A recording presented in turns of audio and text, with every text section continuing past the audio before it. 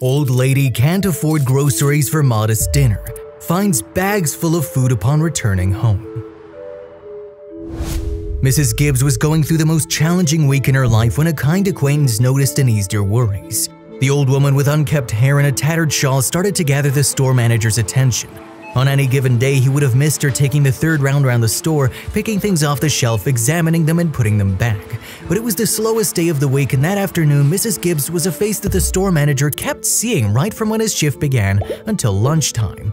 In reality, Mrs. Gibbs was having another one of those days when she couldn't find anything she could afford for that night's dinner. Usually, she could buy a few potatoes, fruits, or at least a loaf of the cheapest bread, but today was particularly difficult. It was the last week of the month, and Mrs. Gibbs had been visiting every grocery store in the neighborhood looking for something she could buy for small change. Had it not been for the broken pipe that almost flooded the kitchen, I could have saved on the repairs and had a hearty meal today, she thought. This was the third month in a row that her meager pension was exhausted, leaving her to scramble for crumbs for an entire week. "Ma'am, is there something I can help you with?" he asked Mrs. Gibbs. The unexpected question jolted her back to reality. Lost in her thoughts, she couldn't remember when she had sat down on a stool in the gourmet section. "Nothing, son. I was just browsing." Noticing the slight suspicion in the store manager's eyes, Mrs. Gibbs held onto her folded grocery bag. She walked out of the store as briskly as she could. It was going to be a long walk home, and the sun above her wouldn't help. She dragged her feet along the road, careful not to let the dangling sole of her right shoe come off completely. There were cafes and juice bars along the way. At least one of them would be happy to help me with a bottle of water and a sandwich, she thought. But she squashed every faint impulse to approach the shops. This was Mrs. Gibbs' Achilles' heel. She could never convince herself to ask for the help she needed. After suppressing her thirst and ignoring the growls of her stomach for 30 minutes, Mrs. Gibbs could finally see her house at the end of the road. It was a tiny abode with paint that used to be blue and white and a deteriorating roof that would become her significant expense the following month. The neighbor's dog Fido would usually come running to her by this point, but there was no sign of him that day. Instead, she saw something shocking. The neighbor, Fido's owner, was sneaking out of Mrs. Gibbs' house and running towards his own. "Hey, hey!" Mrs. Gibbs ran towards the man. Just then, the sole of her shoe came off, stopping her in their tracks. "Wasn't that Charlie? What was he doing on my porch? Was he stealing?" Diana didn't want to believe it because Charles appeared to be a good human. He struggled to find a steady job, supporting a pregnant wife and 3 children back in his hometown, and he was always distant but sweet to Mrs. Gibbs. It was only now that it hit her.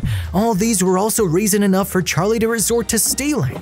When Mrs. Gibbs finally reached the doorstep, she realized how wrong she was. The old woman found a bag of misshapen vegetables, a box of canned food, buns wrapped in newspapers, and 3 bottles of different flavored fruit juices. She was relieved yet overwhelmed by the food neatly arranged at her doorstep. "This'll easily last me a week," she thought. "Charlie, I know you can hear me. Come on out," Mrs. Gibbs called out, trying to look through the tall shrubs that acted as a fence between the houses. "Come out or I'll make you a phone call to Gloria." Mrs. Gibbs sounded impatient and angry. Charlie quietly came forward, avoiding eye contact. "Maybe I did cross a line. I mean, so what if I notice Mrs. Gibbs scrambling to find something at the grocery store? She doesn't even know I work there now. Knowing her, she'd be ashamed that I saw her struggling." "How are you doing today, Mrs. Gibbs?" Charlie asked and immediately regretted his banal question. "Why did you do this?" Mrs. Gibbs got straight to the point, pointing towards the heap of food at her door. Charlie took a moment to gather his words. "I saw you at the grocery store. I knew you were too proud to ask for my help, and I thought that giving anonymously was the only way to help you." "You should have done a better job at the anonymous part, don't you think?" Mrs. Gibbs asked him in a completely different, lighthearted tone. Charlie was initially shocked by the sudden switch in his neighbor's voice, but he quickly joined in with a chuckle. The following day, Charlie was helping a customer at the grocery store when he was suddenly called into a meeting with a store manager. He felt a pit in his stomach as he walked into the manager's office. "I can't afford to lose this job too." To his surprise, the store manager was in a jolly mood, chatting away with an old woman. Surely enough, it was Mrs. Gibbs. "So, Mrs. Gibbs tells me you snuck out expired and rejected produce from the store yesterday." The store manager was no longer laughing. "I'm sorry, that's true. I did take a few expired cans of beans and juice bottles to her. I thought she was struggling and she could use the help." "Well, you should have thought about the fact that your actions will have bigger consequences," the manager said with a stern voice. "Now, as a consequence of your actions, 2 things are about to happen." Charlie was fighting the impulse to run away and never look back that very instant. What is he going to tell his wife? Where is he going to find another job? "First, you'll take this." The boss handed Charlie an envelope. "And before you read it, follow me. You too, ma'am."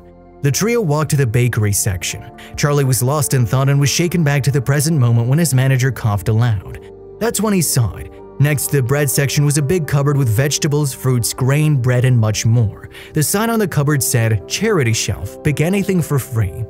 Charlie was thrilled to see a new initiative and surprised to see his boss smile again. Now he was perplexed about the envelope. As he read what was in it, the manager said, "For showing a level of kindness and initiative that is pure leadership material, I'm promoting you to assistant store manager. This means you get a desk and better pay." "Aren't you forgetting something, young man?" Mrs. Gibbs was nudging the manager. "Oh yes, and you can now bring your wife and kids to live with you. You can thank Mrs. Gibbs for arguing with me profusely until I agreed to it." Charlie was too overjoyed to remember that Mrs. Gibbs didn't like hugs. He embraced her and managed to whisper a thank you before breaking into tears of joy. If you liked the video, please give it a thumbs up and consider sharing it with someone who may find it interesting. Thanks for watching, and I'll see you in the next video.